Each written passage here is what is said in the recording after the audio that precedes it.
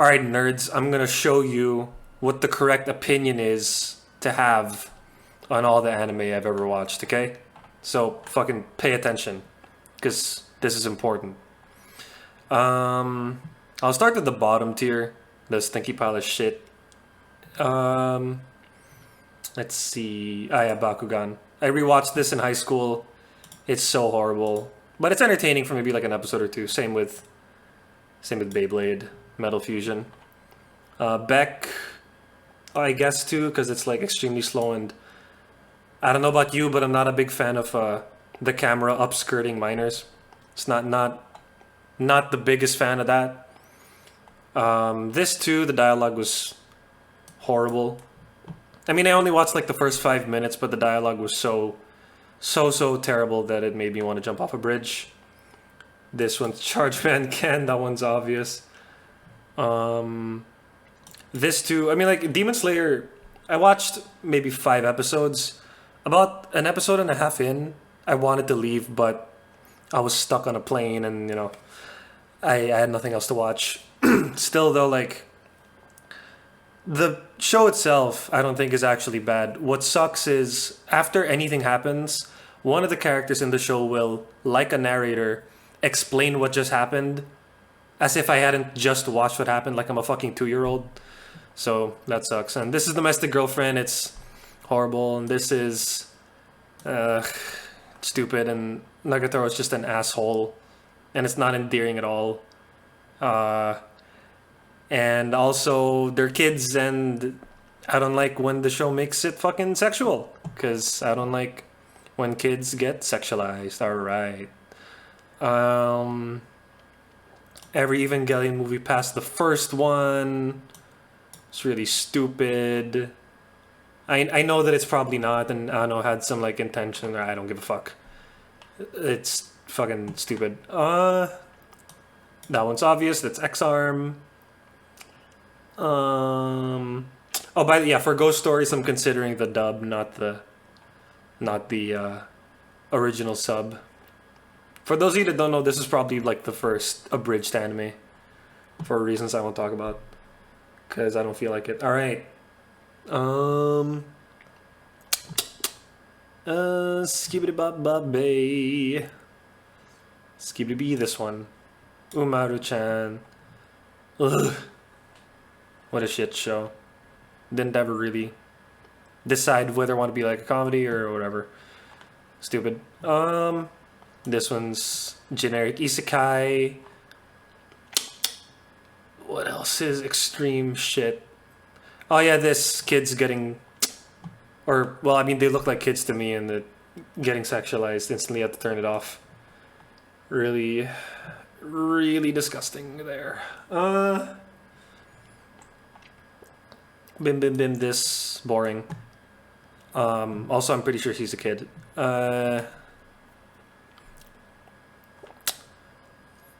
Or at least it looks. I mean, like that's the impression I get. This one's Mars of Destruction. It's obvious. This is so. Fun fact: this show is Mazinger Z, and it's. I'm pretty sure the first anime where the robot in the show, the pilot's like actually in the robot piloting it. So it's kind of like the first mech, like how we know mechs today. But I watched 2 episodes and it was shit. Even though I grew up with the character Mazinger Z, it's still shit. Same with Buzz Kaiser, who's like the final evolution, of Mazinger Z is still bad. Skibidi baba bay, yabba bay. Or in High School Host Club, stupid, pointless. I mean, I only watched like a couple episodes, but this is my tier list. I do what the fuck I want. I watch like 5 seconds and think it's bad. Bam, shit tier. Um, what else is Rent a Girl?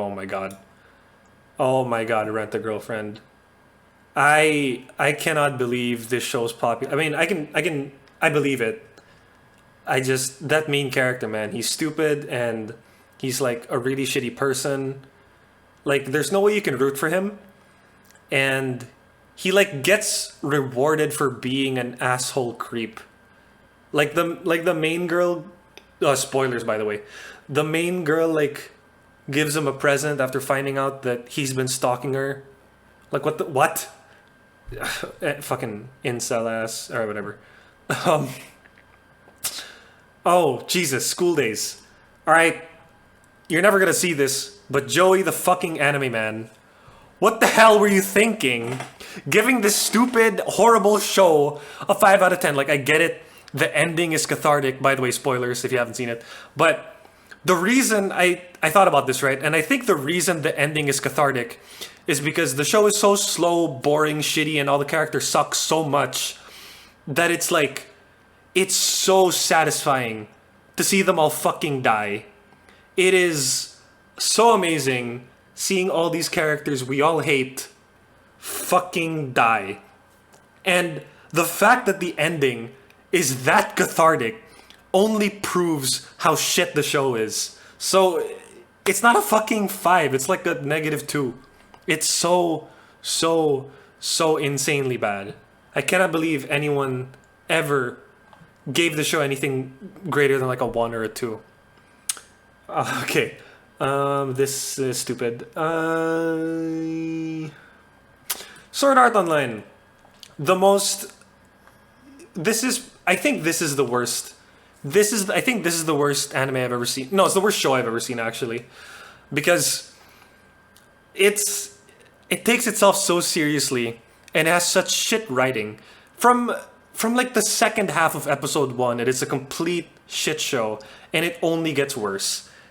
How this was like the popular fucking like people like, I don't get it. I genuinely don't get it because it's boring, and if you think about the game, like the in-show game, even a little bit, it's so uninteresting and stupid how pretty much all of gameplay is dictated by, oh, I have one sword, I have two swords, I have faster swords, I have the stronger swords. That's not.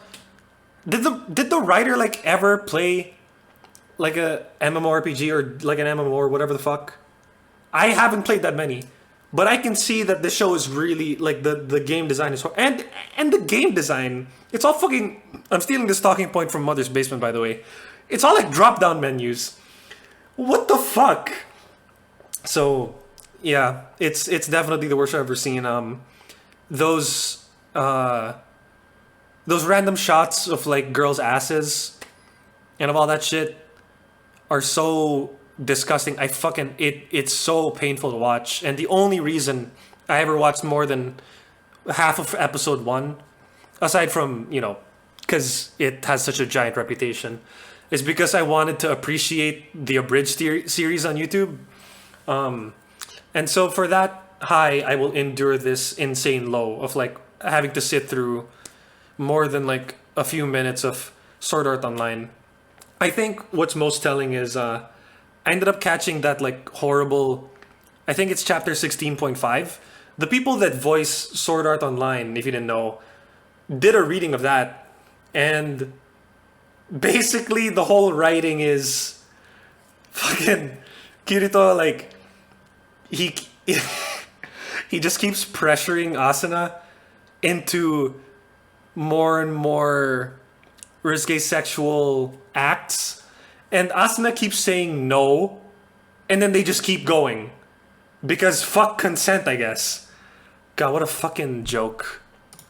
Like, fuck this. This show is an insult to art and to everyone's intelligence. Fuck this show. Fuck Sword Art Online. Fuck that stupid fucking show. Not stupid, immoral. It's a horrible. It's like a morally reprehensible show. It's a fucking horrible show. Fuck this show. Anyway, what else is shit? I guess this too. I don't know. Like the main character is just a dick, and that's supposed to be like part of the joke, but it's not funny. It kind of just feels like, I know Mob Psycho came after it, but it just feels like they took Mob Psycho and made him a giant asshole, and then made the show as a whole way less funny, and that's Psychic, or Psychic.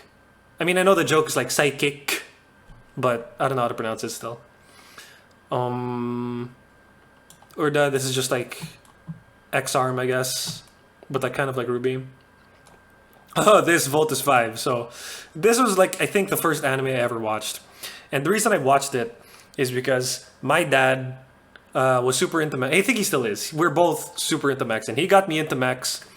And so we just like when I was a kid watched a bunch, and we made a bunch of cardboard cutouts that could move a little bit, like they had little pivot joints. And this is the first one I watched, and I had a lot of fond memories of it and drawing the big robot. Uh, and a couple years ago, I was like, I haven't watched this show in like 10 years or 11 years or whatever. I want to see it again, and I did, and it's pretty sad because it has the worst voice acting I've ever heard in anything, which makes it entertaining. It is hilarious how bad the voice acting is in Voltus 5. If you want, you can go watch Voltus 5 episode 2 dubbed, and that's like the greatest shit ever. That it's so funny. But it gets old, and there are like 40 episodes. I sat through it all just because I wanted to see how it went. But yeah, the show's almost worthless. Aside from like the funny voice acting. This is, I think, the second OVA set for Yokohama Kaidashi Kikko. Yokohama Kaidashi Kikko. I don't know. If I pronounced it wrong, fucking whatever. Yeah, this it just looks bad. That's it. Oh, Your Lie in April. Yeah, this is another morally reprehensible show. It's like, oh, you had trauma, just like be chill with it, bro. Like your mom was like physically, mentally, emotionally abusive. Just like forgive her, man. And there's something to be said about learning to live with your pain and moving on. But the way the show handled it was basically like, dude, she like loved you. That's just toxic. So ignoring the morality, I guess, the show, maybe for filler or whatever, I don't know, just repeats like the same concept like 10, 20 times sometimes. Like very rarely the show is brilliant. Like that pool scene, that was great. But for the most part, it's just ugh, yuck. And I don't know. It was just bad. And the character writing's a mess. None of the characters have clear motivations. And spoilers, the ending is so fucking stupid because I guess Kaori, I think I remember her name was Kaori, and Arima Kosei, I think. So Kaori, she liked him the whole time, but she pretended to date Watari because she didn't want to like get in the way of the other girl. But like, he doesn't like the other girl. You guys like each other. Just tell him how you feel. And why didn't she like do all that? Right? Why did she hide from him? Because she didn't want to fucking get in the way, and she didn't want to like make him feel bad. But then she wrote the letter at the end and left him with basically no closure. So now he's burned. Now Kosei is burned with all of this knowledge that she like liked him this whole time, and he's just gonna live with that for the rest of his life. He's probably gonna feel worse because he's gonna sometimes be thinking like, oh, what if I had done this? What if I had done that? Could I have saved? Could we have at least had some moments? Blah blah blah, and so. It's just stupid. It's a shit show. It's morally shit. It has shit writing. It's like a lesser Sword Art Online.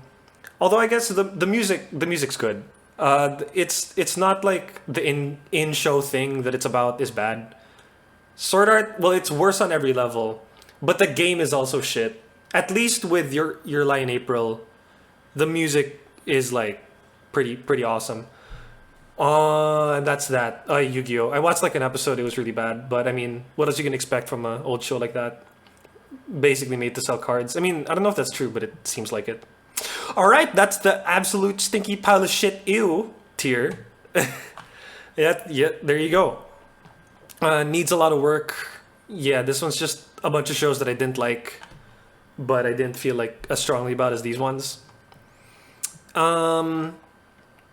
Let's start. Oh yeah, Agretzko. Joke got old after like episode 3. It's kind of irritating. Anohana movie. I get that it's a recap, but it was still like I don't know.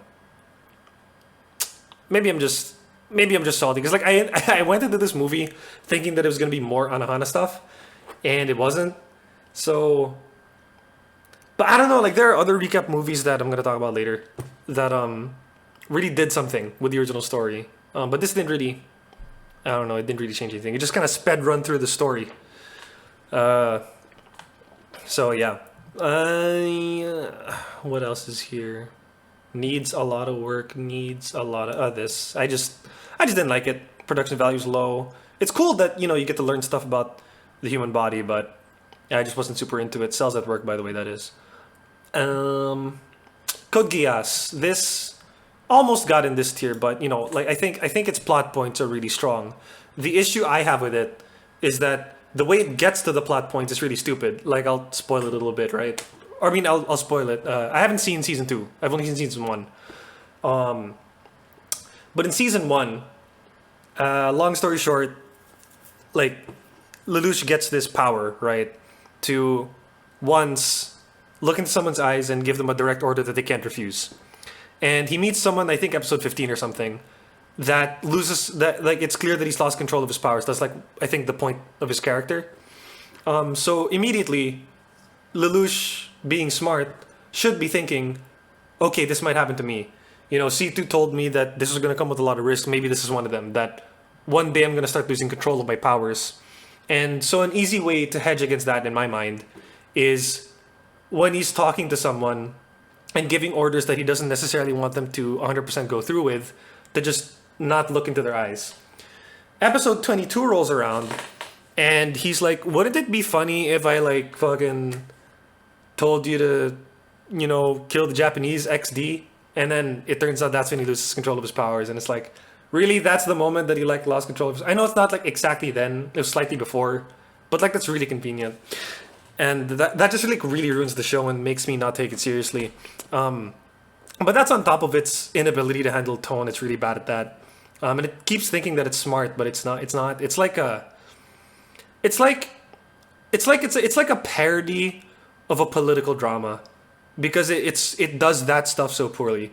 But I mean, like taking just the plot point itself, like regardless of how it got there, Lelouch ordering Yuffie to order like a genocide of all the Japanese could have been pretty interesting, because I guess if Lelouch thinks that that's a sacrifice he needs to make to save more Japanese people,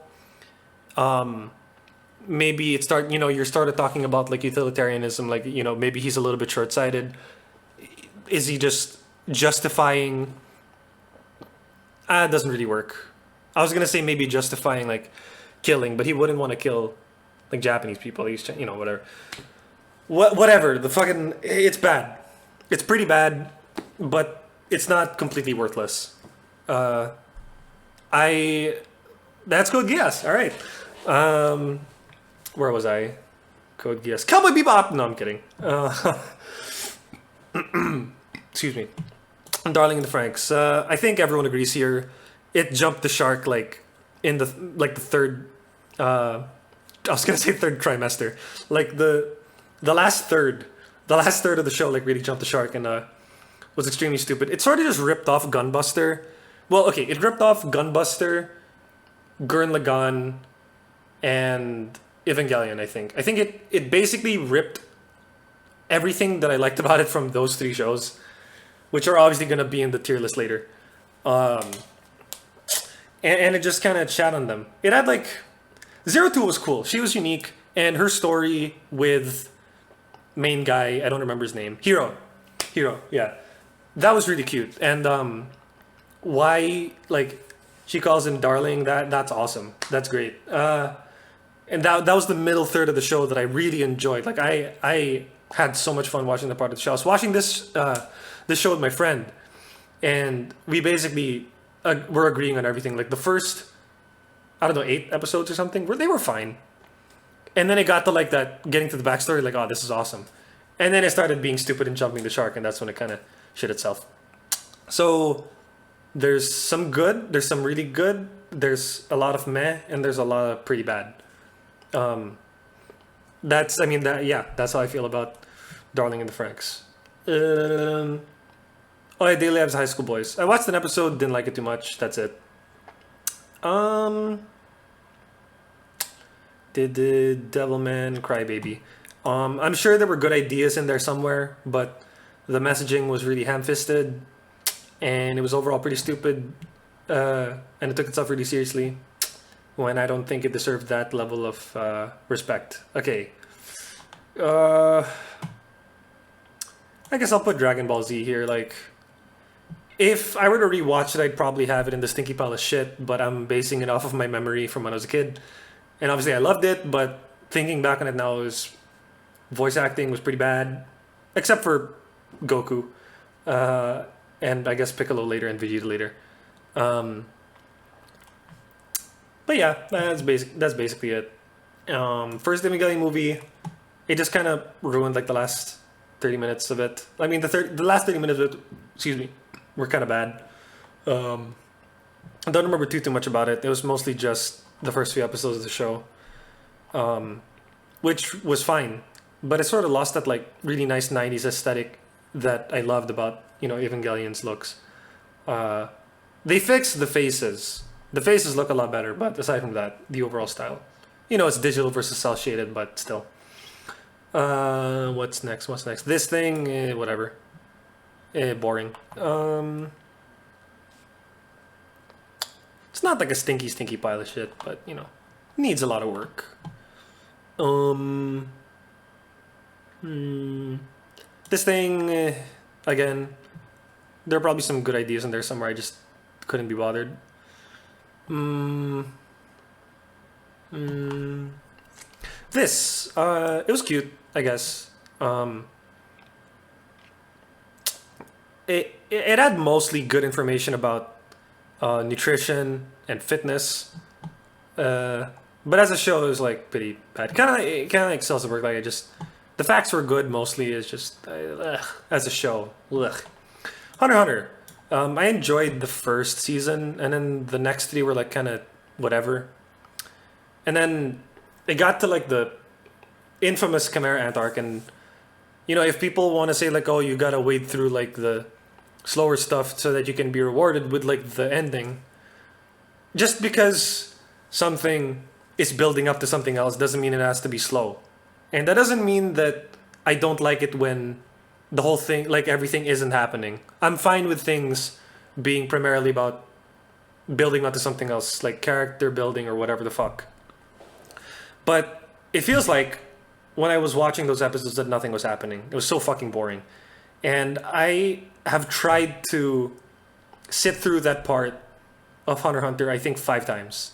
And I still hate it. I hated it every time. So I gave the show a shot. But if I hear someone explain Nen again, I'm going to go fucking insane. Because they do not stop explaining Nen. Holy shit, I don't care. I don't know. Like, do something interesting, please. Alright. Kids on the Slope. I thought the first 2/3 were awesome. They're fantastic. And then it got old by the last third. And then they super rushed the ending, which I think everyone agrees with. That was unfortunate. Let me just review everything I've seen so far. Make sure there's nothing I missed. That was kinda in the shit tier.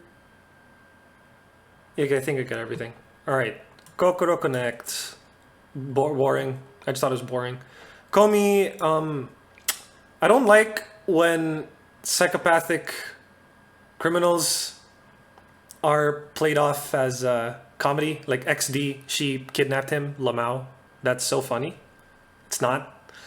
Or I mean, if you find it funny, then I guess whatever. But I just get freaked out and it's creepy. And I don't like that it's made into a joke, like it's being taken lightly. Um, oh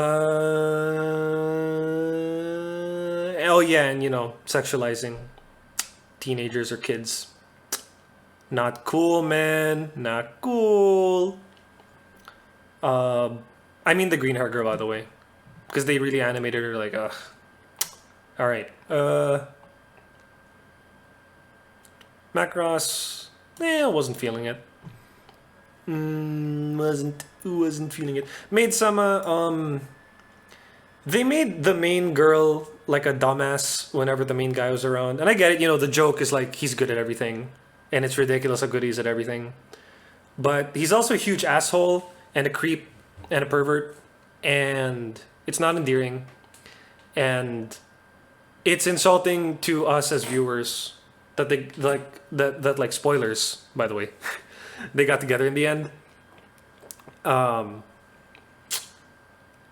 Because he doesn't deserve her. She's a great person. And he's a piece of shit.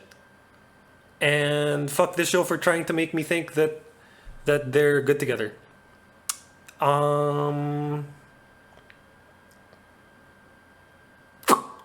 Let's siggity see. I guess I'll put Mirror Tights here. I mean, well, yeah, I mean, yeah, I don't really know what to say about that. Just, yeah.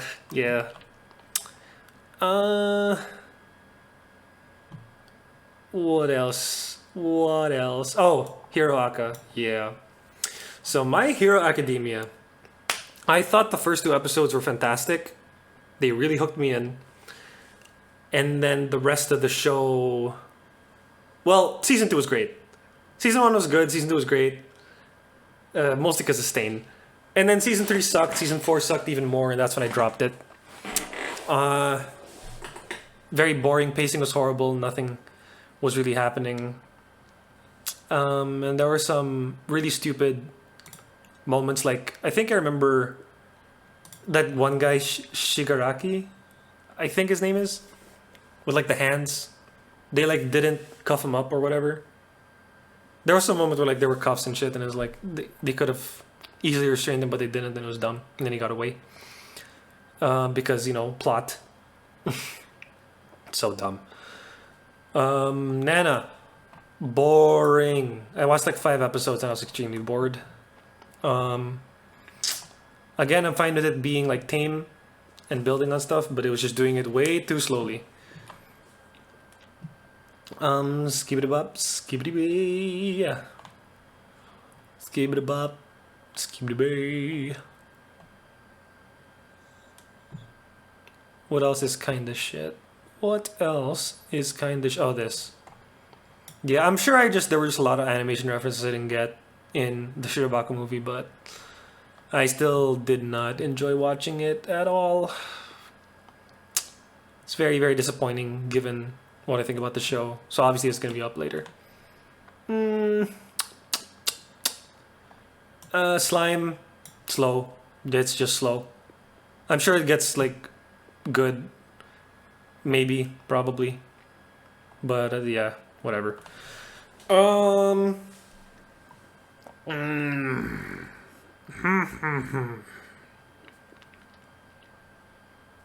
This is boring. I get that it's an ecchi, but still boring. This also gets boring. Wotakoi. Your name. The characters are idiots, so why didn't they think to check? Like they have digital phones. They didn't check. They never once checked what location they're in, like what city they're in, and what year they're living in. Like that's really, really extremely stupid. I don't know. It looked great, but I'll spoil it a little bit, right? So, they finally meet on like the Tower of or the Mountain of Twilight of Fucker, and they, you know, they finally meet each other, and they're both aware at this point that they forget in the morning, and you know, so they need to write shit down to remember. And so the fucking guy's like, okay, I'll write my name so you can remember me, so you know they can contact each other. And then the Twilight hour of bullshit ends, And then she's running and trying to save the town from the meteor, I think. And she looks at her hand after falling down, and it just says, "I love you." And that's supposed to be like really sweet. Like, what? Dude, you could have written down your name, seen each other later, and say that to her face. Like, what? Dude. Like, it's so dumb. It's so dumb. But it's, you know, it's like kind of sweet at the end that they see each other. But the fact that it took 5 years because he did that was really dumb. Uh, but yeah, I mean, aside from that, the movie's like fine, I guess. But it's just the characters are so stupid that it's like comical. Um, all right, now we'll start getting to the stuff that is, that I don't super dislike. Uh, Silent Voice. It was fine. I enjoyed the. I'm gonna be this guy, by the way. I enjoyed the manga a lot more. It started slow, but it got good, and what they took out to make it, short enough for a movie, I think really took away from a lot of what I liked about A Silent Voice, especially the ending and removing the movie thing. I thought the movie thing was really important for their characters, so we can flesh them out. But we didn't get that. Appare Ranman. This show's opening is such a banger. It's so goddamn good. I cannot resist playing that fucking opening on guitar every time I plug in and start playing. The fucking show. I almost forgot to talk about the fucking show. It's fun. It's cool. It's fine. It didn't really make me feel anything too extreme. I forgot her name, but the main girl's like super awesome. Uh, yeah. Ascendance of a Bookworm. I thought the business parts were cool. And I'm sure that's because like I'm a person that has a lot of background in that. But that's what interested in me in it. Um, I thought the dynamic between her and the other kid was really hilarious, like the blonde kid, because like she's supposed to be like 6, and he's like I don't know how much older, but it's hilarious how like fucking smart they are. Like it's not she's out of this world intelligent. Like everyone should be suspicious of her, but that other kid, like he's pretty. He's like weirdly smart and mature for a kid. It's funny, man. Uh, yeah, Bakano. Uh, the fact that the story was told asynchronously was cool. I just didn't care enough about what was going on to pay attention. So it's fine.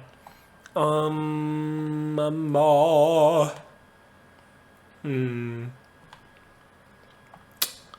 Dance, dance, dance. Yeah, I don't know how to pronounce it. It's fine. Uh, I mean, I've only watched 2 episodes, so that's why I'm putting it here. I mean, I think it's good. I haven't seen enough of it. Uh, mm, oh, Galaxy Express. I watched like 3 or 4 episodes, I think, then I dropped it. It's just didn't interest me enough to keep me watching. Although I did, after I dropped it, I like skipped to the end to see what the last episode was like, and that was really sweet. I kind of wish I had watched the rest of the show just so I could see the ending and cry. Um, but I don't know. That's a lot of watching, and I don't know if I would have enjoyed it. Um, Ghost Stories. I had a good time with the dub. It wasn't always funny, and a lot of it's dated, obviously, but I had a great time. Sometimes watching it. I watched it with a friend almost all the time. Meaning, like almost every time I watched it with a friend, or maybe I did every time. Whatever. Um, what else is cool? What else is fine? GTO. This one was really sweet and heartfelt. And then it got to the last quarter where it was super fillery and a lot of the quote lessons were really stupid, and the way they got to them is kind of like pretty shitty. Like, there's an earlier episode where Onizuka even outright said he's not gonna do anything that makes the students think that they're in severe danger just to get a point across, because that's dumb. But then he does that in like the last quarter of the show, and the point was to like help her realize her feelings about a boy. Like, what the fuck? So that sucked.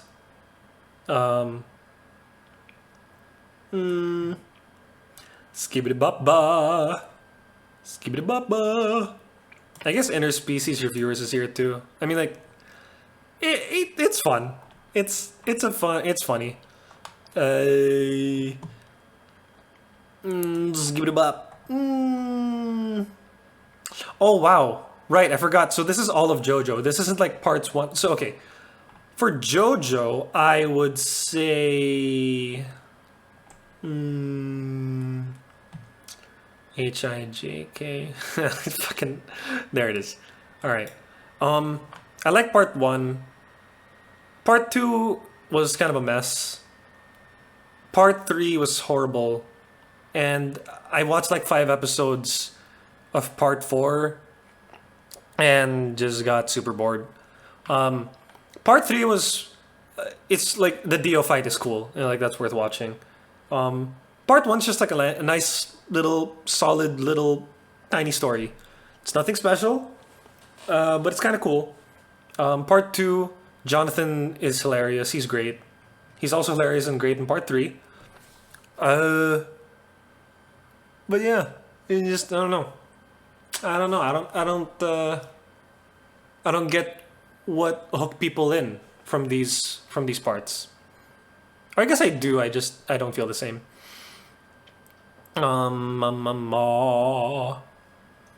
is it interspecies reviewers? So I'm looking at shows that are like pretty alright. Kill la Kill. There's some parts of the show that are really great. Like some of the messaging is really cool, but there are some parts of it that are really bad. Like there was this one scene where Satsuki, one of the main characters, was getting like essentially assaulted by your mom, but the way they drew it was making it like really tantalizing and sexy, and I didn't like that. And there were lots of parts of the show that were like that, so yeah, not a big fan of that part. But there are some parts that are like super good, and like the ending should have been different, but I get it. The main character has to be the one that does everything, or does all like the main stuff in the show. This little Mazen Kaiser short, I think it's like 2 OVAs. The main cast is cool. It's a cool show. It's a cool little, sit there, watch it once, pass some time. Excuse me. I'm burping a lot. Nozaki-kun. This one was fun, but it was a little slow, and it wasn't super duper interesting. And it, of course, had to do the fireworks cliche, which maybe wasn't so much of a cliche back when it came out, but I've just seen it so many times and heard about it so many times that I just can't. It's irritating. Nia _7. Nia under 7, I think is, yeah, Nia under 7. It was okay. Sort of like a super discount Fooly Cooly. Because it doesn't look as good, it's not as fun, it's not paced as well, the characters aren't as interesting, it doesn't have anywhere near the level of narrative that Fooly Cooly does on like a metaphorical level, or on a just plain level, I guess.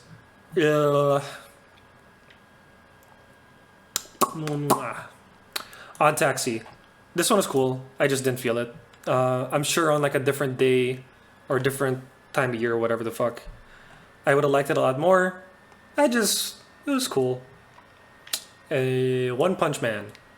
It was animated beautifully, but I wasn't feeling it too much. It was fine.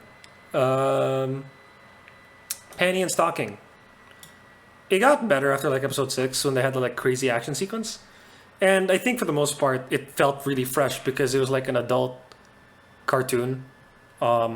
Except it's also like anime. And also the two main characters are like some of the sexiest fucking characters ever. And those animations of them like transforming are insane. Um, but yeah, it wasn't like super duper awesome for me.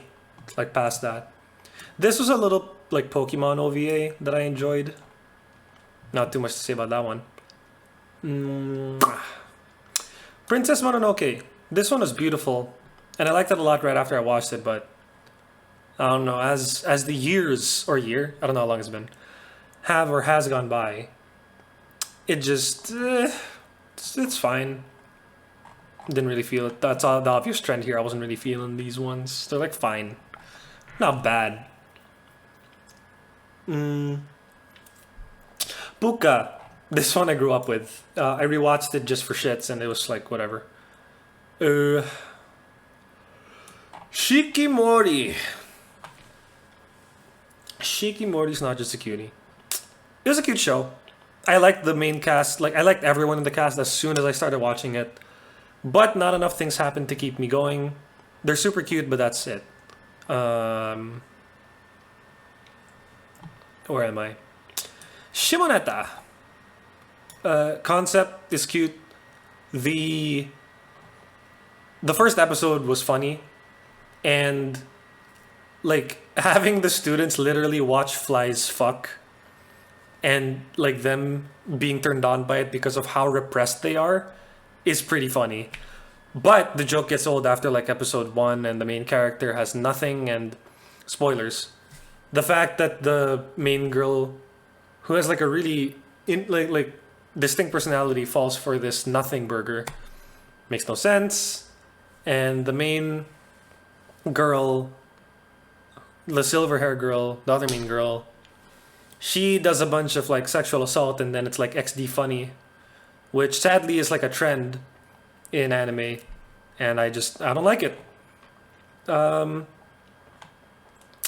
but yeah, that wasn't like super duper present in the show, so it didn't make me dislike it enough to put it here.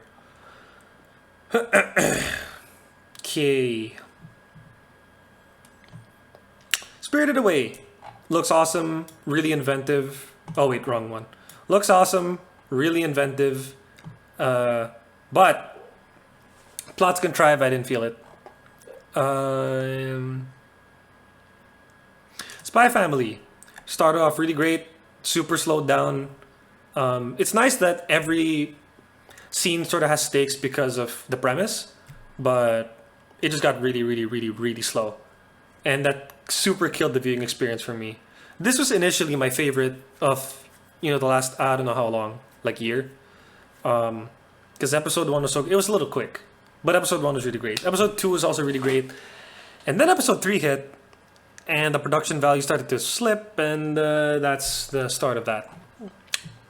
Really unfortunate. I hope season two makes up for this blunder, because it should have been like a really good show. Summer Wars. So when I initially watched it, I had a great time.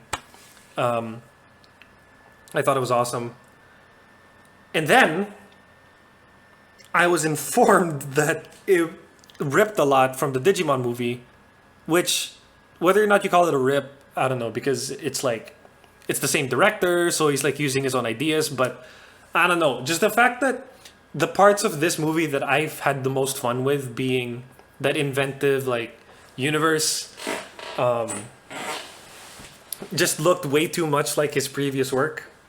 That really ruined the movie for me. It would have been like up here somewhere, but knowing that that isn't original, it just really shot it in the foot. I know, not everything is going to be completely original. Pretty much nothing is completely original, but the degree to which this thing was unoriginal bothered me. Garden of Words, watched this the other day. It's fine, but it didn't compel me to watch it. I was just practicing guitar while fucking watching it. Mm. Oh, this show. The Misfit of Demon King Academy. I cannot tell if this show is in on how stupid it is or not, and that just makes the viewing experience amazing. I'm gonna put it here just because I don't know if it's complete shit or amazing. But when the main character says shit like, "Did you really think that killing me would be enough to make me die?" Like, how do I interpret? Is this ironic? Is this a sub? What is this? So yeah, that's mixed. You know what I'm saying? It's mixed. Toradora. I thought it was good, just contrived. What to say, Yatsura? Fucking. I watched like 6 episodes. It's fine. Welcome to Demon School. It's fine. I've watched like 2 episodes. The egg guy is funny.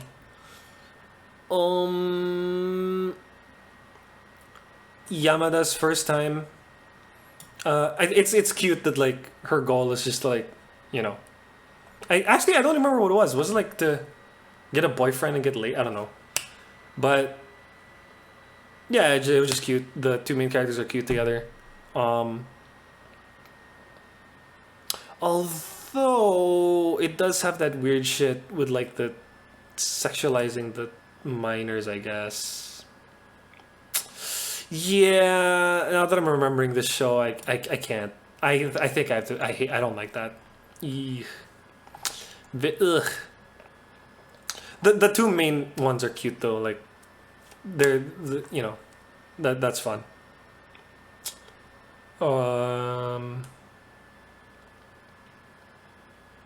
Let me see. Alright, I think that's good. That's good. Alright, now we get to the ones that I start to like. Whoa. Alright, first up, Place Further in the Universe. Middle episodes were rough, but the first and last ones were awesome. Especially the ending, man. That ending's good. That ending's really good. This tier's, by the way, for stuff that like I think has something. It's got something special. It's got some spice, but it's not there. It's not fully there, you know. Beastars. Sometimes very boring concept, setting. Really cool. I like the main characters, especially, oh dude, Louis? That guy fucking carried season 2. He is awesome. Cardcaptor Sakura. I've been watching this recently. I've only seen, I think, like 9 episodes, 10 episodes. But I'm having a great time. It's like definitely feels like a kid's show, but all the characters, you know, they're cool, they're funny. The dub is pretty bad, but that makes it entertaining. And also, very few shows will like make me want to buy something from in the show. And the instant I saw the Clo cards, I was like, I need a deck of Clo cards. Like, holy shit, I need those Clo cards. They're so cool.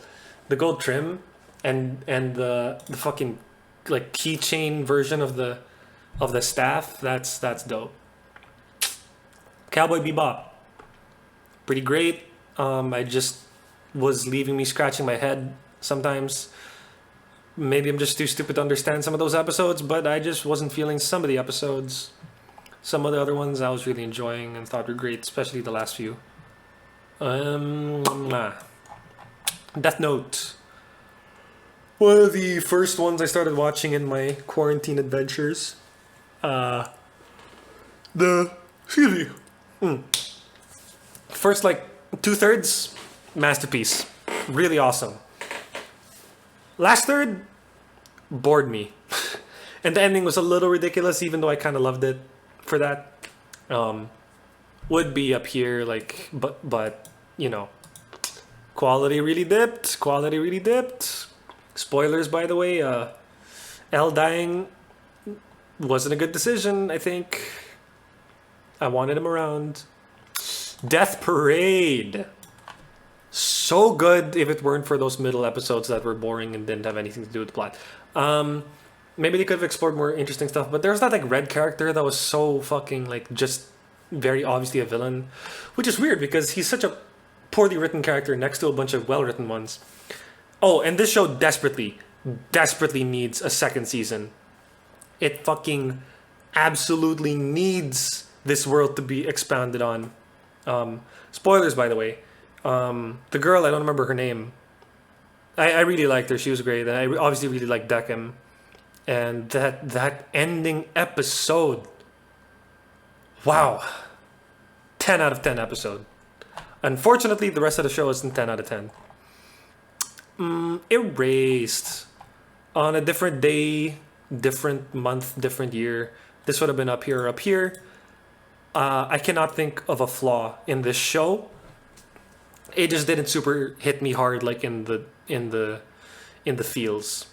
But I can't think of a flaw. Like, so I was watching this with some friends, and I, I, I was like in the bathroom just voice chatting with them, and I was like, you know what? Let me try and guess who like this culprit is. I'll spoil it, by the way. I will spoil this. And after a little bit of thinking, I was like, oh, it's the teacher because he's a clear motive, he has access, and it looks like him. Um, and honestly, that didn't ruin the experience because, well, first of all, I didn't really know if that was it. It just seemed like it because it's a story and like it makes a lot of sense. But it's only really something I could have figured out as a viewer, not as someone in universe. And yeah, I can't think of a flaw. It's great stuff, but I didn't feel it. You know what I'm saying? So if it's here, I gotta like really feel it, like overall. Full Metal Brotherhood, great story, amazing characters. I loved it, loved it, loved it. Except for the comedy, which ruined every scene that it tainted. Ruined every scene that it tainted. Every time there was comedy in a scene, it kind of ruined it. And what sucks about that is I loved the story. I would totally watch it again. Maybe I'll change my mind. Maybe that I'm sort of desensitized to horrible anime humor. I'll like super enjoy Full Metal Alchemist Brotherhood more than I did before. But I mean, I did binge this in like 4 days, so maybe not. Ba, ba, ba, ba. Gaku and Handsome. This was funny. I don't know where to put this really. I'll just leave it here because fuck you. It's the same quality as Full Metal Alchemist Brotherhood. Okay. Um, Gunbuster. So I mentioned a while ago that Darling in the Franxx kind of stole from shows, and this was one of them. I really liked Gunbuster. Pretty, you know, got me in the feels a little bit at the end. And I'll spoil it, and also spoil Darling in the Franxx, I guess. Um, the reason the ending hits so hard for me is because the main characters in Gunbuster spent so long. I mean, relatively, not to them, but to Earth, such a relatively long time, and they came back and they like got welcomed back, and it was like, oh, it's so sweet, and like it's animated so well, and it looks so good. Episode 1 was and 2 were hilarious. 3 and 4 were kind of weak, but 5 and 6, good stuff. Um, yeah, Gunbuster, go watch it if you haven't already. Skibidi bibbidi. Where am I? Inferno Cop, really funny. That's it. K-On! Great messages. Main cast is awesome. After watching this show, I realized like, oh, every anime is trying to copy this show's humor, and they're failing because they're getting the aesthetic part of it. They don't have the amazing animation, delivery, voice acting. All they have is like an idea of what they think they like from the show's humor. Um, those last few episodes are heart wrenching. So is the movie. It's a great show, even if it gets a little cringe and slow at times. I think overall, because of I mean, it has like pretty bog standard messages, but the way it tells us is like really, really special. This show is special. It's just like the cringe moments that make me not wanna put this here. Um, yeah, it's pretty epic. Speaking of that, Kaguya-sama. This, I don't know. Maybe it's here, but I feel like I feel like it's here because the first season I thought was fine. The volleyball bit was the funniest thing ever. Second season was better than that, and the third season really stepped it up and was definitely here or here. The third season was really really great. But overall, because it started so weak, I would have to put it here, just because it's such an intelligent show. I just didn't like the humor. Really didn't land with me and it was really pretty contrived at the start. But then it got better, better, better, better, and it's so good now. I don't know if there are going to be more anime adaptations. I know there's going to be a movie, but I am super looking forward to more of this. And as more of this stuff comes out, maybe it'll move up here because the first season's relative lacklusterness will matter less and less. Excuse me. Where am I at? Eizouken. Lots of fun. Lots and lots of fun. Just characters are kind of annoying sometimes. And I get it, they're teenagers, but still. Another one of those really inventive shows. It was really beautiful seeing those animations coming together. It made me want to cry. Probably just because I make stuff, and so seeing something come together after lots of effort really hits home. Yeah. High School DxD. I hate the art style, but it is so fucking funny. And I know I'm seeming like a little bit of a hypocrite right now because, sexualizing kids. But I don't know, they don't feel like kids to me. They're technically in high school, but they look like adults. And usually, I want to punch the face of every harem protag that's ever existed. But I feel like Issei is a very honest and well-intentioned person. And when the chips are down, he will prioritize saving everyone. And I think he's a really he's a redeemable character. And the fact that he's a pervert, it's whatever. People are horny, they don't choose to be horny. And he doesn't assault people, He just has fantasies. And I even remember him in one of the more recent episodes. I'm watching the third season. He said something along the lines of, I would be super into this if it were happening to any girl other than Asya. And that's because he knows that Asya doesn't like that kind of stuff. She feels pressured. And so he clearly does, really care. And he's not going to get turned on by something that he thinks is fucked up. Lack of consent. Or just straight up non-consent. So, yeah. It's really funny. It's really, really funny. I hate the art style. I know it improves fourth season. Can't wait to get there. But for now, that's that. Keijo. Oops. Where did it go? What the wait? Where'd it go? Oh no. Did it go to the top? Wait, Keijo. No, what the? Where'd it go? Someone help me.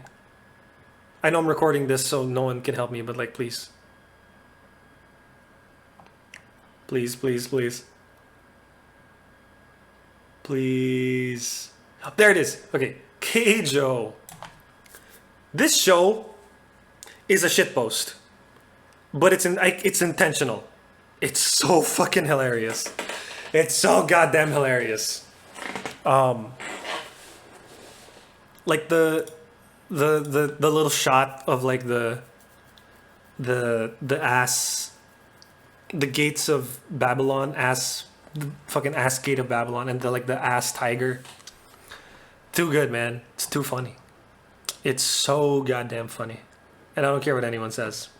Nichijou. Humor doesn't always land.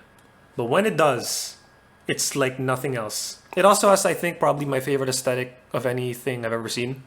It's that beautiful. It's so goddamn beautiful. Oh, maybe there's one other thing on here that I like more visually, but we'll get to that. Please tell me Gyaruko-chan or Galka-chan. It's supposed to be Gyaru, gal. That's the stereotype. It's cute. The characters are great. Spoilers: the reveal at the end where it was actually the short-haired girl that was the stuck-up asshole, and the pretty blonde that was the super caring one that wanted to just be friends. That was cool. Oh, Joe's an airhead, and that's hilarious. And I think it was just long enough. And it was nice little story. Nice little story, definitely worth watching. Samurai Champloo. Sort of like Bebop, same director. I enjoyed it a little more. Ending was pretty Deus Ex Machina, but I didn't really care. Just didn't feel it too much, just because Again, there were some episodes that were sort of like whatever, but then majority of the episodes were like pretty great. She and her cat, everything flows. I cried so hard. No, it's a really nice story. Just a little nice. I think it's like 30 minutes total, something like that, 28 minutes. It's definitely worth watching. It's about a woman and her cat. And that's it. And I think it's from the perspective of the cat, like the cat not exactly understanding human stuff, which makes it really sweet and cute. And this, ya boy Kong Ming. Sleeper hit. I did not expect to enjoy this as much as I did. First episode or two were kind of weak, but later on in the show, I learned that the main character girl not really having much of a character or direction was actually intentional, and it's to do with her personal struggles. Kong Ming is hilarious. The characters they introduce are great, especially towards the end. There's no real like villains. Pretty much everyone gets humanized, and it's really sweet. And it has some kind of basic stuff to say about the music industry, but like, it's nice that it's said. I had a great time with this. It just wasn't like super duper amazing, so that's why it's not here. But yeah, your boy Kangmi. This is the first Yokohama Kaidashikiko OVA. It's beautiful. It's serene. I can't say enough good things about its aesthetics. It's a little grating a little bit sometimes with the voice acting. But you know, I might watch it again just because it's so peaceful. I ended up getting recommended or not getting recommended. I just saw that so many people loved the manga, and so I started reading it. And I think in the first chapter, there's this little scene, beautiful scene where Alpha, who's the name of this green hair girl, premises she's a robot and she starts like playing this stringed instrument. I think it's like a banjo or something, or some other instrument, whatever. It looks like a banjo. And I was like, oh my god, I need to like hear this scene in the OVAs or something. And I don't know if it ever happens in the other OVAs, but it did not happen in this set. So that was disappointing. But yeah, it's gorgeous. It's fucking gorgeous. And it's 100 billion% worth watching. Yeah. Okay. Now we're getting to the creaming the cock. The creaming the cock. Anohana. Cried like a bitch. Great story. Nice and tight. It's so smart. Like if you pay attention to all this little stuff that they leave there for you to discover. It's such a smart show. What a great show. Attack on Titan. I'm evaluating Attack on Titan as if I hadn't been spoiled for the ending of the manga. I'm just basing it off of what I've seen in the show so far. And in the show, aside from a few things that I kind of am disappointed with, I fucking love the show. It is one of the only shows that like actually subverts my expectations in a satisfying way. And for the subversions to be like super hard hitting and to mean a lot plot wise. I'll spoil it a little bit for like season 1, I think, or 2. Season 1 and 2. There are some Titans, and they look suspiciously like characters that we see in the show, and so it's sort of obvious that those are the characters, which would be fine if the show didn't like think that it would be a big reveal to show who they are, but it kind of does, and so I get that they want the designs to sort of look like the people because that's cool, but it does sort of give away the surprise, and that's sort of annoying. Also, some of the animation in season 4 was really bad, but some of it was like awesome. Yeah, so I'll spoil the manga. Ending is essentially that Eren put everything into place because he has powers of the founder, and he can not he can basically rearrange the events of history, and everything that we saw in the show was him. He basically wrote it, and it's supposedly because that was the only way, and he saw everything, and so he's basically God, and so he's Eren, and the way he did it was definitely the best way, and he had to do it after killing 80% of humanity. And then Armin says, "Wow, thank you for becoming a murderer." It's so bad. Like, if the ending was I made it happen this way because you know what? I fucking hate Marlians. I hate them all. They made my life and the lives of everyone I love a living hell. Fuck them. And I made all of this happen because fuck them. And that would have still driven home the point that, history repeats itself. People are gonna fucking kill each other because they're ignorant. And that's just gonna continue on and on and on forever. In fact, that probably would have driven it home better than trying to salvage Eren as a character. And it was just, man, skimming, and reading those last few chapters was really disappointing.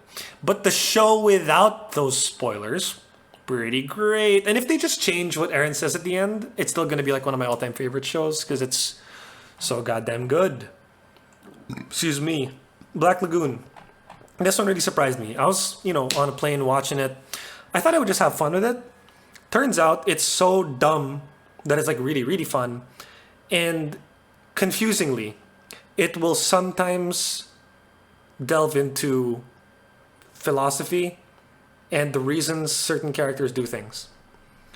And it will somehow always be kind of interesting, sometimes very interesting. And I did not expect that from this show because it's fucking Black Lagoon.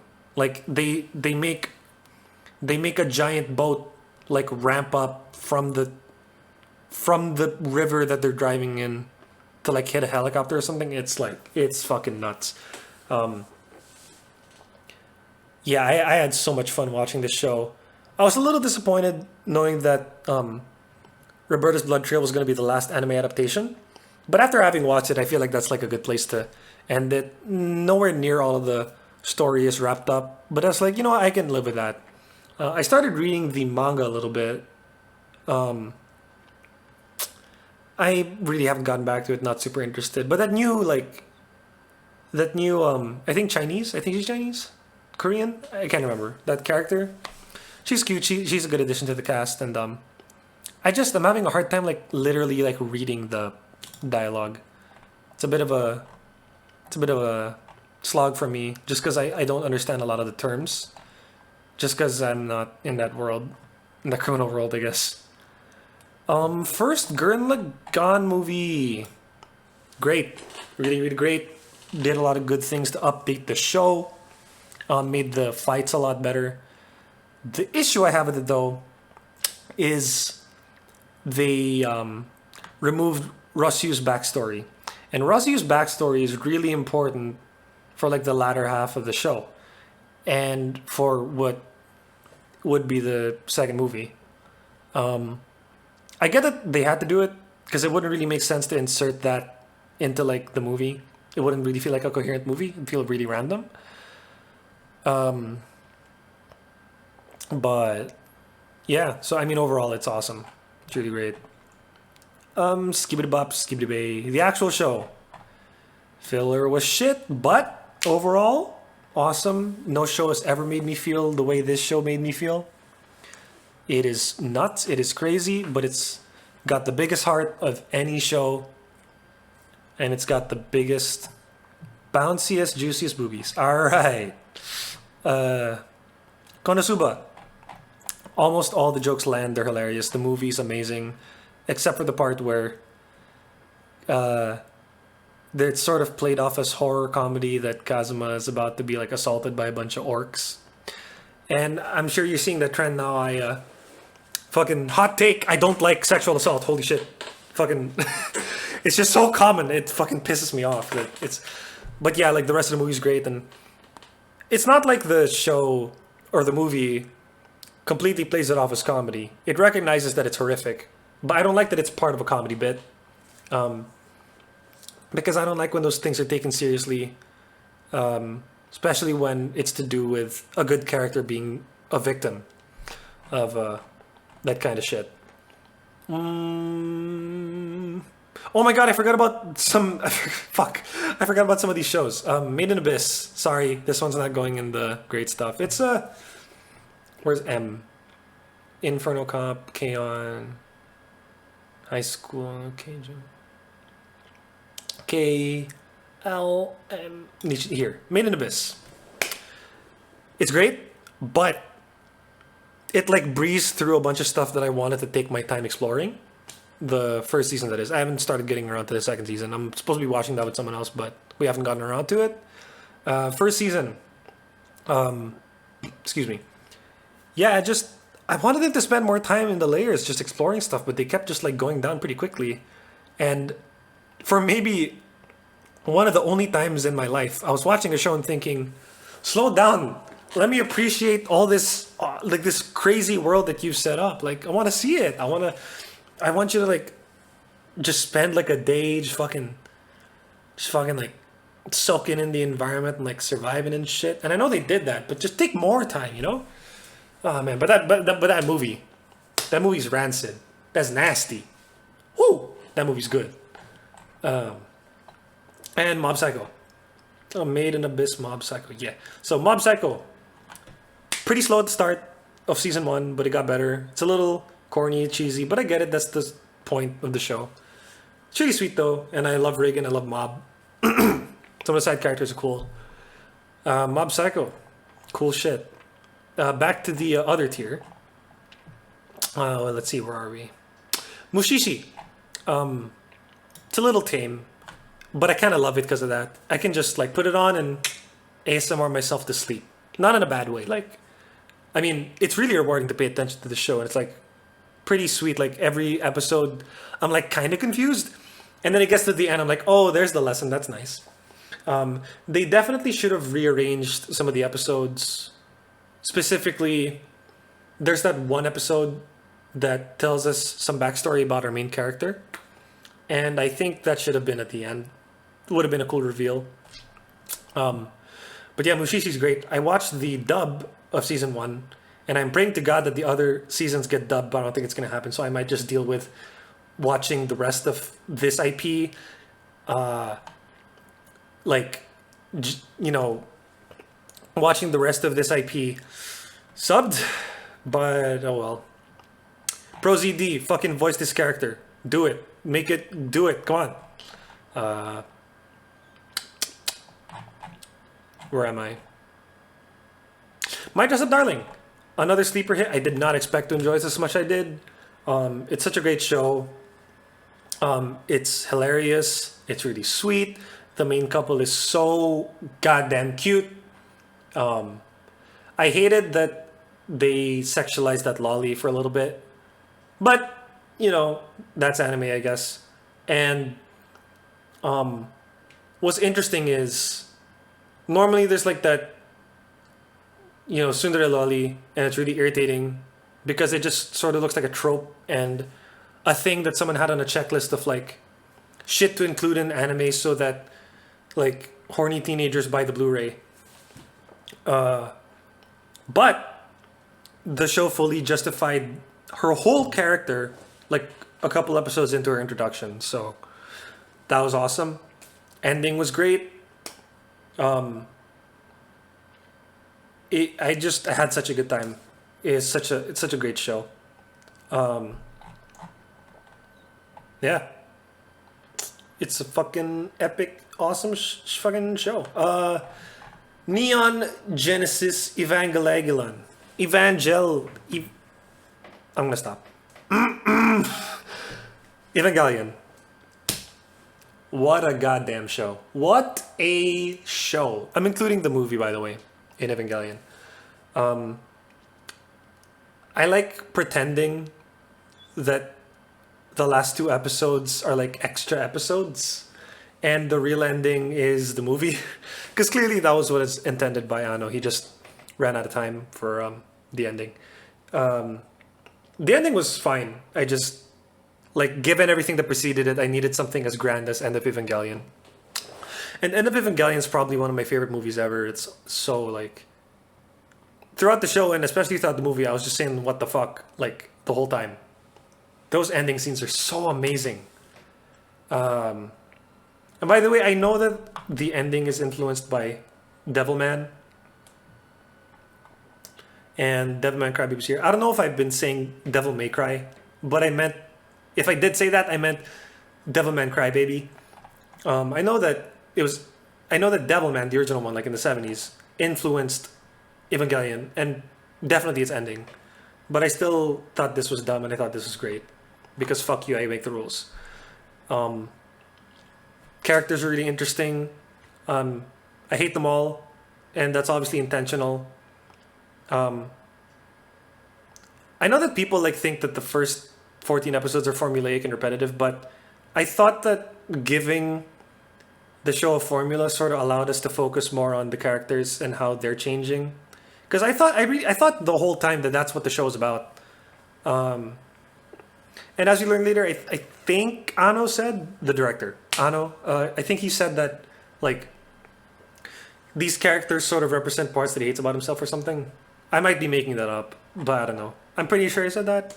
Yeah, this was the so I had noticed like a few years ago that every time I would ask my friends for recommendations for shows to watch, a lot of it was anime. And I had previously disregarded it because of all the annoying tropes that I'd seen of like sexual assault and like sexualizing kids, which unfortunately isn't untrue.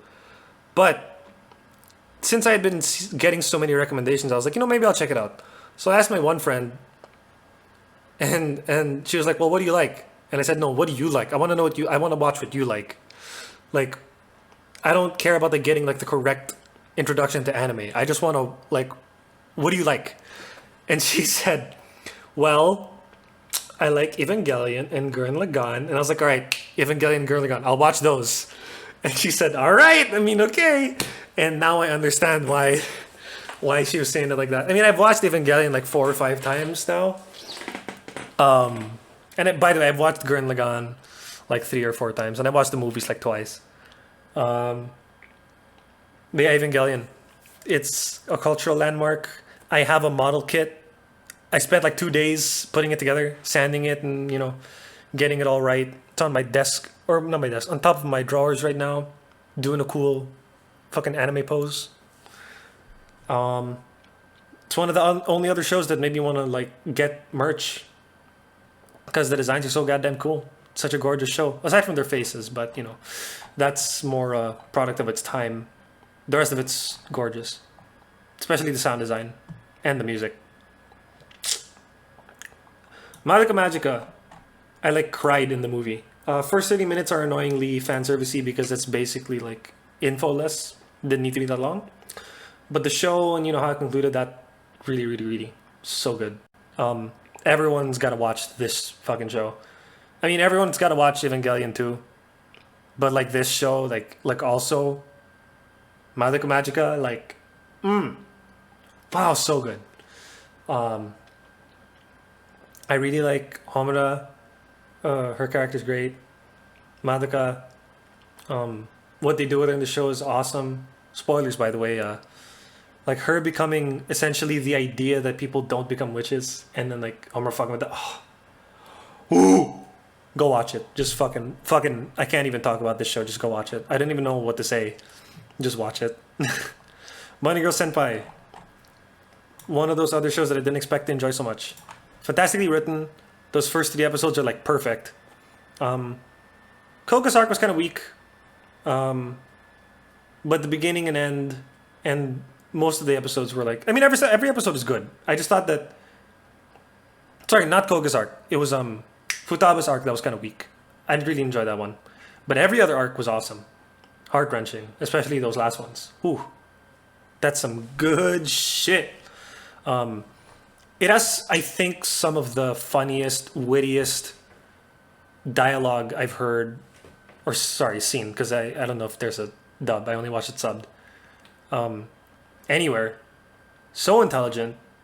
So fucking funny.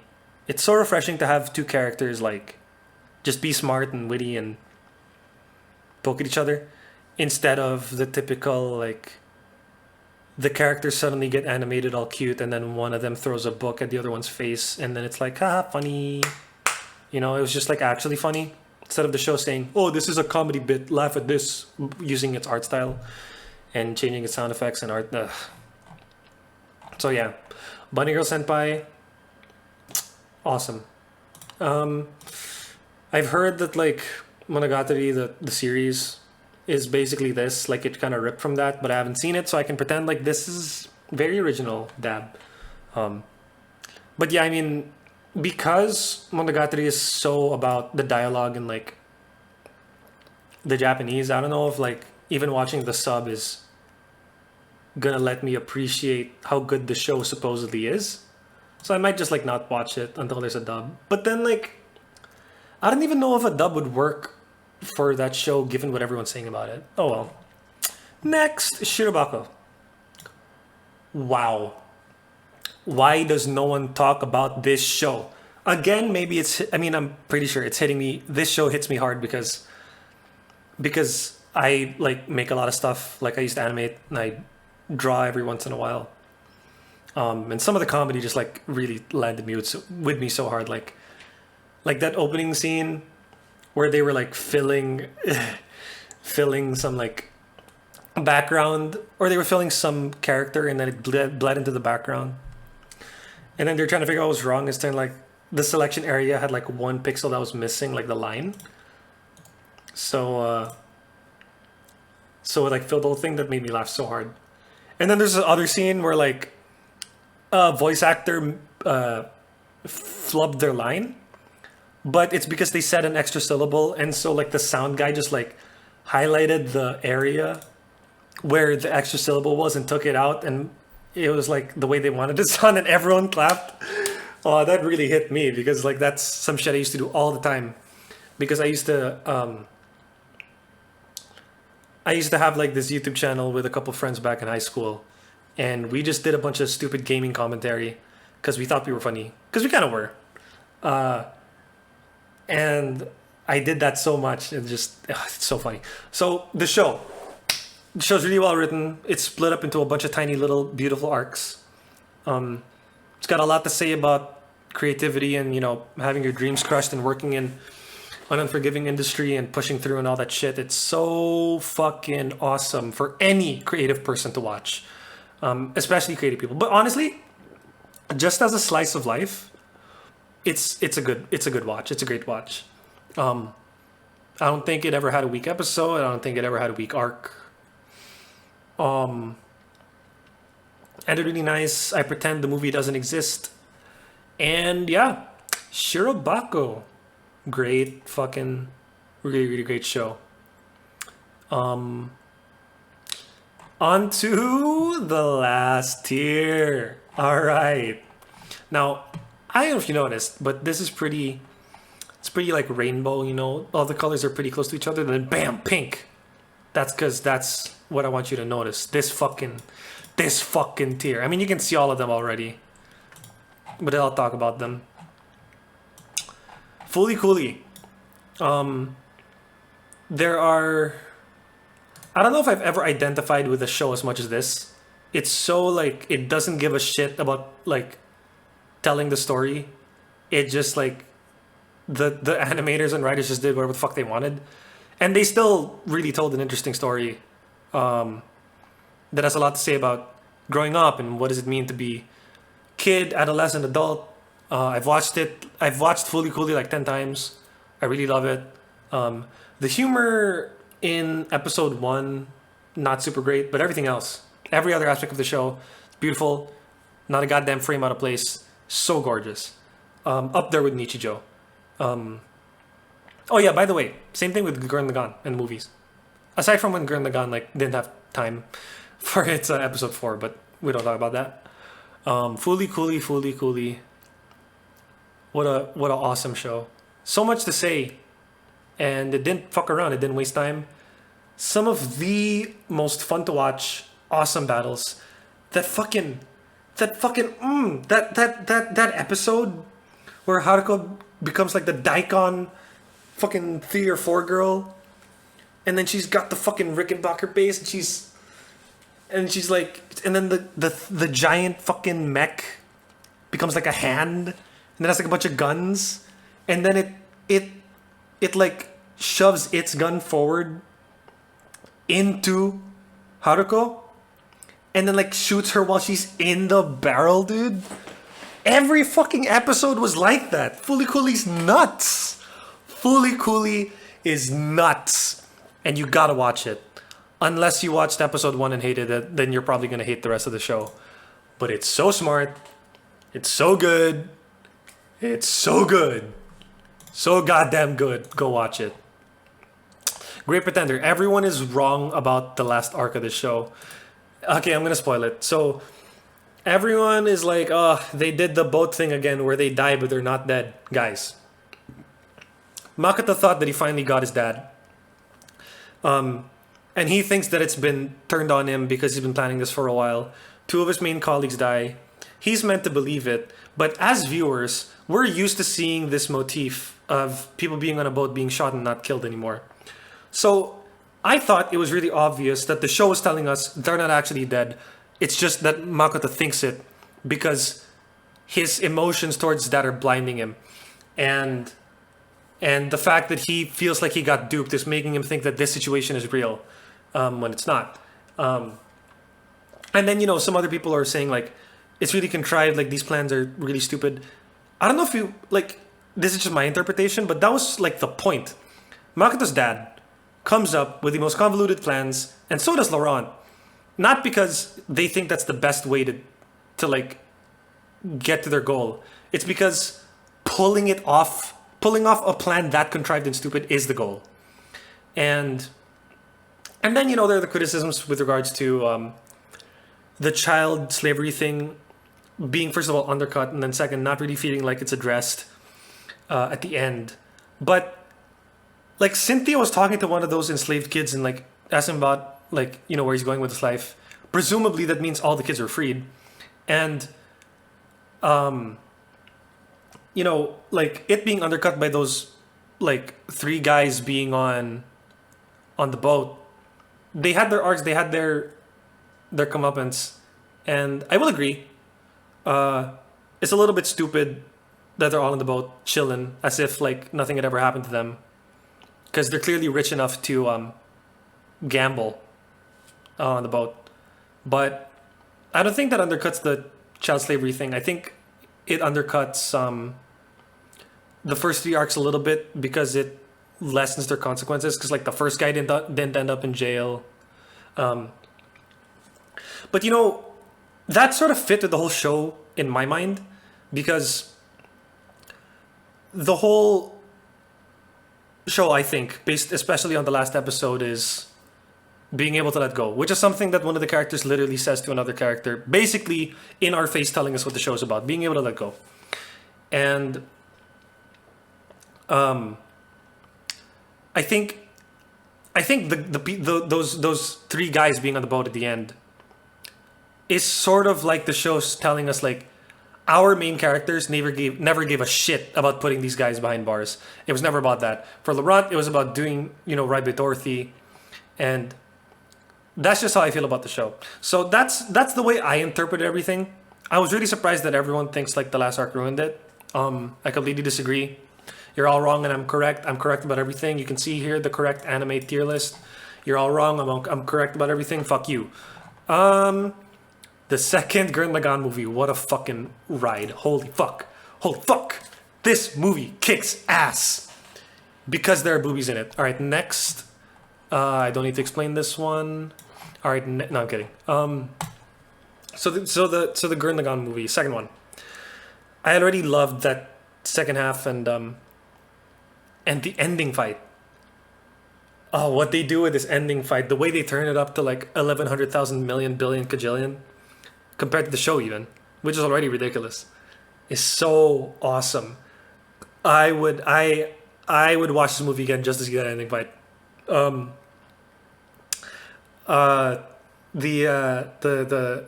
part of the ending fight I love most, I'll spoil it, is, so I grew up with those mechs, right? Like I said before, Voltus 5, Mazinger Z. In Mazinger Z, the main character guy, he has like a girl that he's interested in, and she pilots a mech, and her mech has, it's like a girl mech, and she has like rocket boobs, and that like go pew, like fucking, she fires her boobs, and they're like rockets, sort of like his rocket punch, but they're boobs.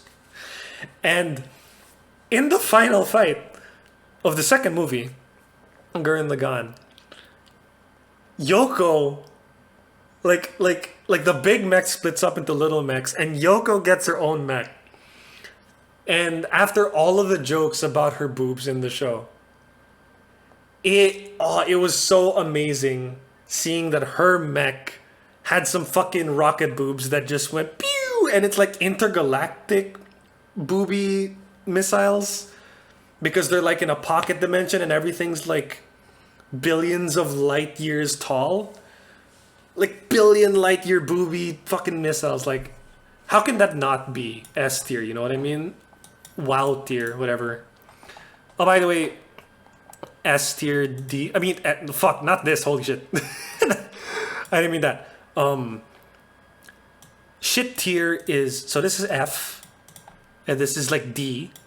This is C, and B and A and S. If that wasn't obvious, and this is obviously S. I don't think I need to explain myself. Legend of the Galactic Heroes.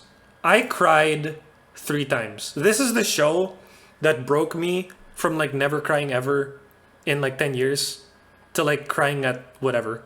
I like any show, any scene that resembles Goku doing a spirit bomb and everyone like sending in their energy, I will like start to cry. Like with Summer Wars, there's like that scene where like everyone on Earth is like sending the main girl like their shit so that she can play the game against the AI. Which, by the way, is really contrived, but it doesn't matter. It's stupid, but like it's so awesome, and I like started crying because it was so cool. Again, it's a shame that it's less original. So, Legend of Galactic Heroes. I'll spoil it, or well, before I spoil it, if you're looking for like a really intense, dialogue heavy, incredible narrative with incredible characters and a super grand plot, this is the show. I would say that Code Geass was trying to be a modern Legend of the Galactic Heroes. That's what it feels like. Because it sort of has like that dynamic between like the sort of a little bit of anti-hero and a little bit of a hero as the two mains, and they're like out trying to outwit each other. I am guessing that maybe Death Note was inspired by this show, like the dynamic between the two main characters. But man, this show is really, really smart. It delves a little bit into philosophy and politics, but I think it has way more to do with the characters and their motives and what they believe in and how they fight for it. I feel like that's sort of what the show is about. And the story it tells is amazing. It only spans a few years, but it's such an amazing show. It's like 110 episodes, which is super intimidating. But just watch like the first 2 movies, which are like a good introduction to the show, and then start with like episode 3. Because I think the second movie covers like episodes 1 and 2. And the first movie covers like a backstory to how the two main characters know about each other. Long story short, Reinhard, the blonde guy, is part of like the imperial whatever, and he's like trying to rise through the ranks and become like the dictator. And so they're part of like a monarchy and shit. I think I don't really care what it is. I just loved it. And the guy in the back there, the guy with the blue hair, his name is Yang Wen Li, and he's part of the like Democratic Republic.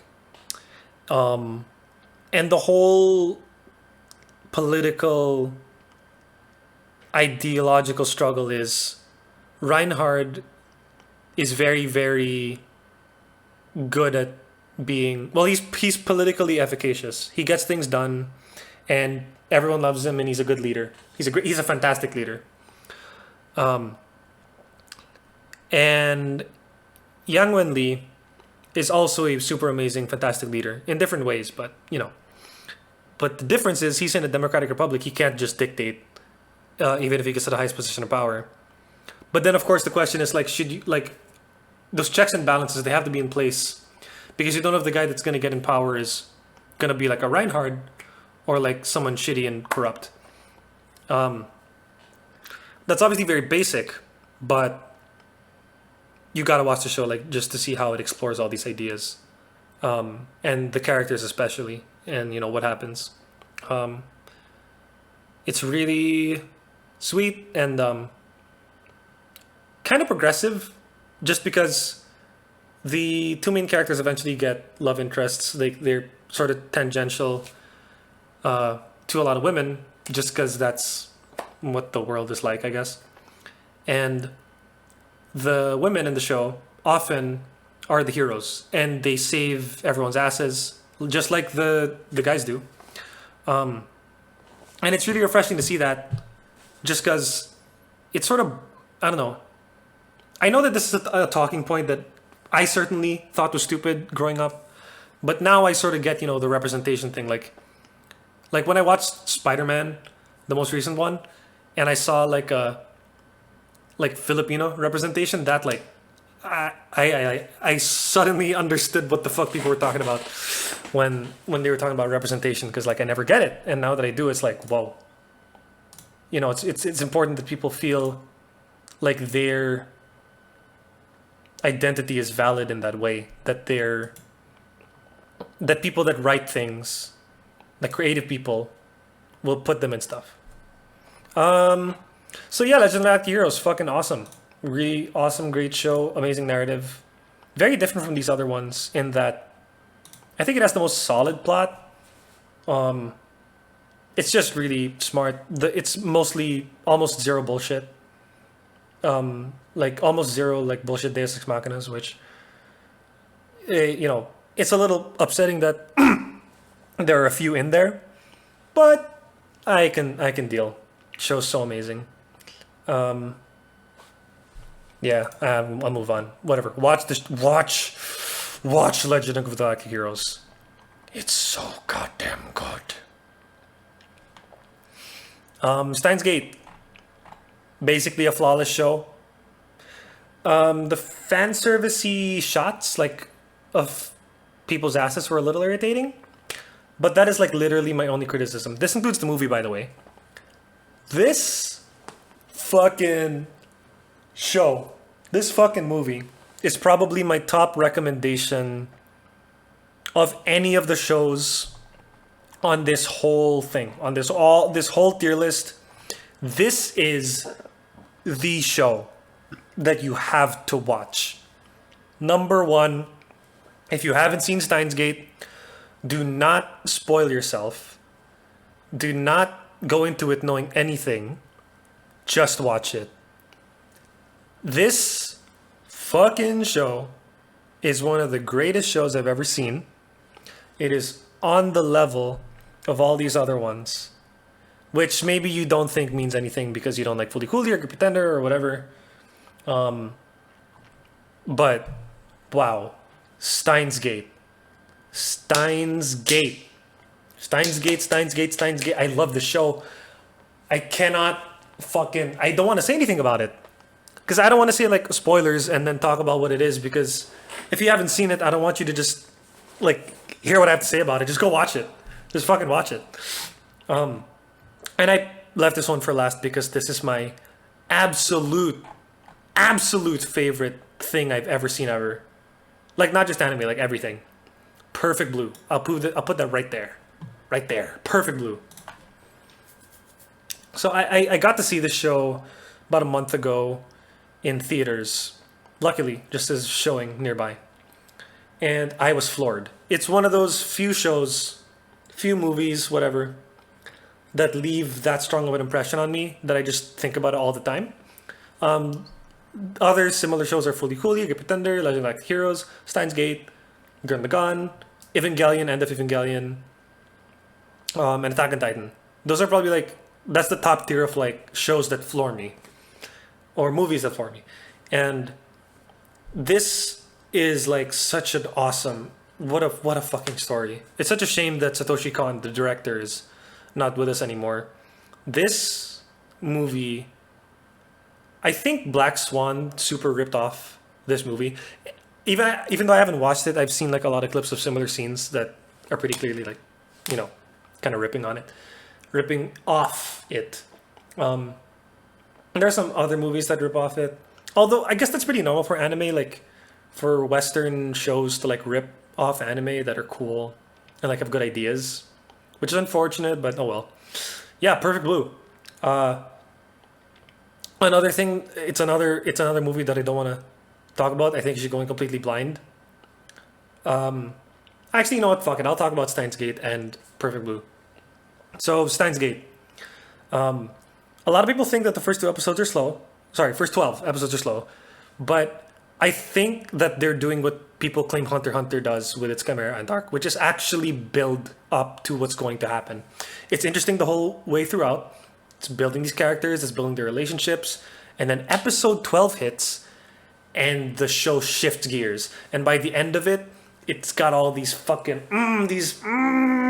plot points and twists and turns, and holy fuck, so goddamn good. As soon as like I hit, I watched episode 1 to 3, and I was like, all right, I'm in. The show's awesome.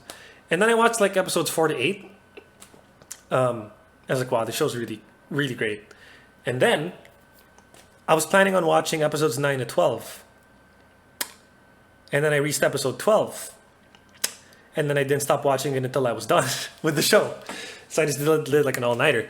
And then I learned that there was a movie, and then I watched it, and I loved that too. And it like really nicely wrapped up this show.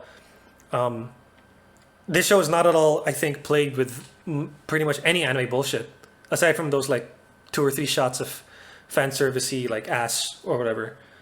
But yeah, that Steins Gate. Spoilers. When it gets revealed at the end that that guy was like her dad, that's so good. I love book endings. I love referencing shit from all the way back, and that's my favorite. Time travel's dope when it's done like this. I don't know if you've seen it, but there's this like old grandma like online, and she talks for like an hour about her, or 2 hours, about her journey getting into gaming. And it's so fucking like entertaining just seeing this old lady talk about like gaming and shit, games that I'd never heard of.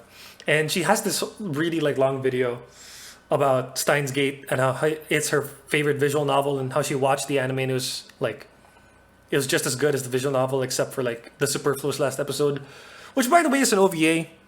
I hope she knows that it's not part of the main story. It's just like a little extra, extra thing you can watch. But it is really sweet, that OVA. Um, and it was so funny, like hearing all of my opinions, like coming from her. Like she was saying, like people say the first 12 episodes are slow. They're not. They're like, they're really entertaining. They're just like building up. And I was like, yes, based fucking grandma. Who would have thought there's like this based grandma on YouTube? She's great. And Perfect Blue.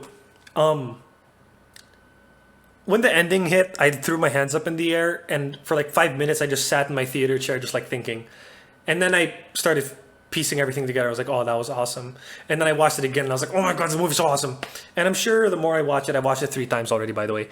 I'm sure the more I watch it, the more I will begin to see. But I feel like I've seen almost all of it, and I've checked what my opinions by watching video essayists, and there was this one that I really agreed with. I can't remember their name, but there's this one that I thought was really like, ugh, and it was by Breadsword, and he's like, oh, the exposure, it's like a rule that everything we're seeing is fake, and ugh. And the way he was talking was so like pretentious, and ugh. Like I love this Gurren Lagann analysis, but that one was made me want to jump off a bridge. But yeah, Perfect Blue, my favorite probably thing of all time. Just so mind fucking. So mind fucking. That's the adjective I wanted. Yep, it's so mind fucking. It fucks your mind. It's so mind fucking. What the fuck else do I say about Perfect Blue? It's a psychological thriller. That's something in common with Steins Gate. I think probably I just have a thing for thrillers. No, I definitely do. But yeah, it's just a fabulous, fabulous movie. Transcendent, mind fucking, mind fucking. That's this. All right. Wait, no, all caps actually. All right. So yeah, I'm not gonna bother organizing these ones. Probably just like these. You know, I'll order these tiers. How about that? So this is at the top. I made sure to put it there. Probably Steins Gate, and then this, and then yeah. All right, and then let's see there.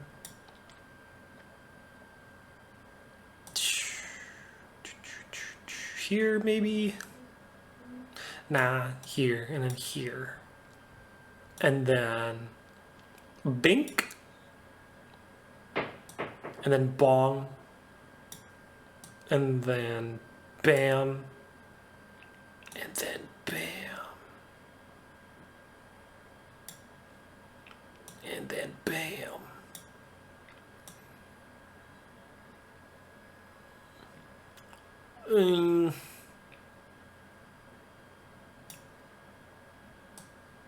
Bam.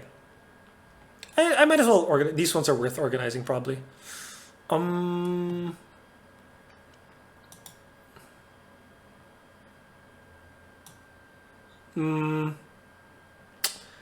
Cowboy Bebop.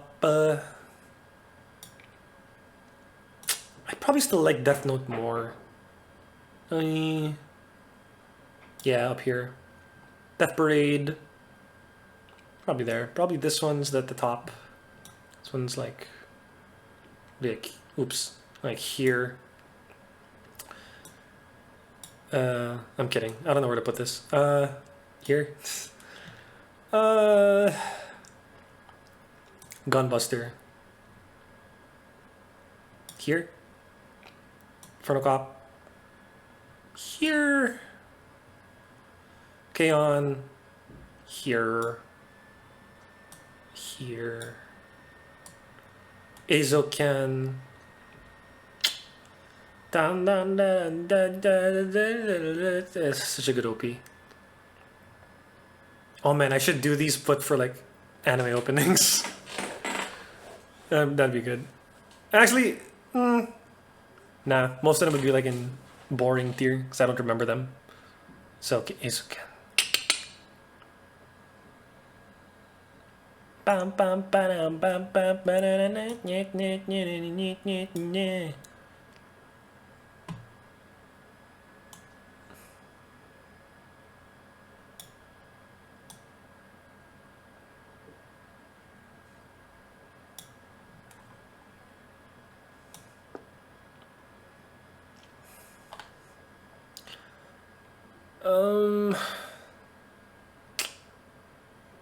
Yeah, after the movie and the new episodes, probably somewhere here. Here, to be conservative. Mob Psycho.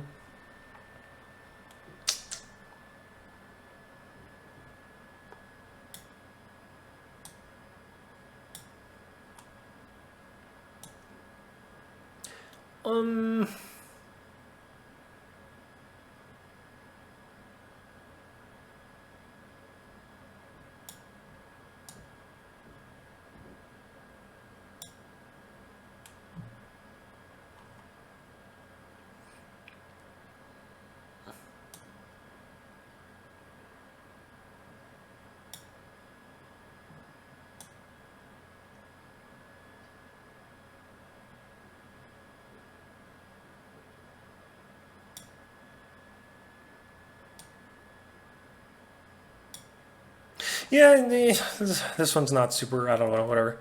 It's more or less how I feel. Wow. All right.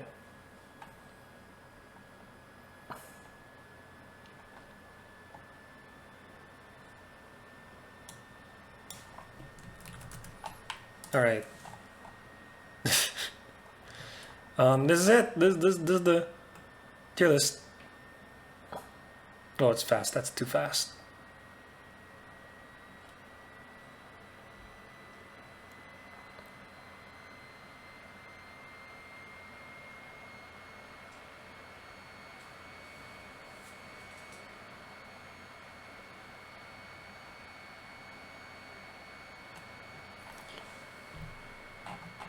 All right.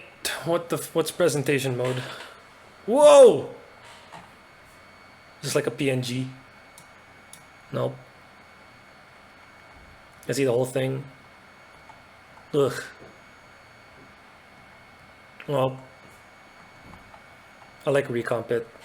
Whatever. Okay, I have to go fucking pee. That's it. That's it. Ah! All right, wait, you fucking nerds. I changed my mind about this tier. Just I don't want to organize it. It's too much effort. I don't know. I don't want to fucking rank them. I already put them in tiers. Okay, I put them in tiers. That's enough. I'll organize these because it's easy for my brain. Because I know exactly how I feel about these shows. You know. But that's about it. Let's just scroll through the fucking tier list.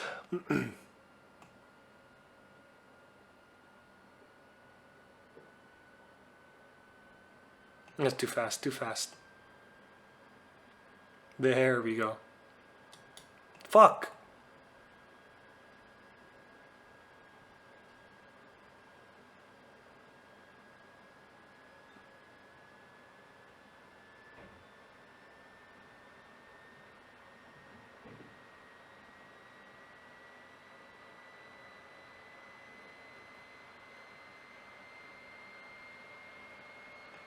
All right, now we're good. All right, cool. That's it.